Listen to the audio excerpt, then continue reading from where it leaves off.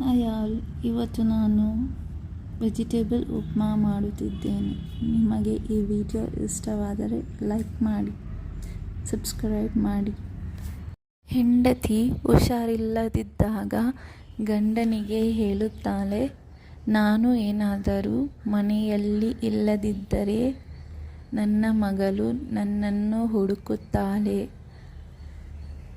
ನನ್ನನ್ನು ಬಿಟ್ಟು ನನ್ನ ಮಗಳು ಇರುವುದಿಲ್ಲ ಎಂದು. ಆಗ ಗಂಡ ನಕ್ಕಿ ಮಗಳಿಗೆ ಕೇಳುತ್ತಾರೆ, ಮಗಳೇ, ನಿನಗೆ ನಾನು ಬೇಕಾ ಇಲ್ಲ ಅಮ್ಮ ಬೇಕಾ ಎಂದು. ಆಗ ಮಗಳು ಹೇಳುತ್ತಾಳೆ, ನನಗೆ ಅಪ್ಪನೇ ಬೇಕು ಎಂದು. ಅಮ್ಮ ಇಲ್ಲದಿದ್ದರೂ ಇರುತ್ತಾಳೆ ಮಗಳು, ಆದರೆ ಅಪ್ಪ ಇಲ್ಲದಿದ್ದರೆ ಇರುವುದಿಲ್ಲ.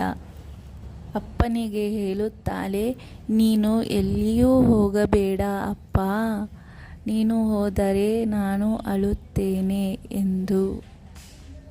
ಇಂದಿಗೂ ಮಗಳಿಗೆ ಅಪ್ಪನೇ ಬೇಕು ಅಲ್ಲವೇ?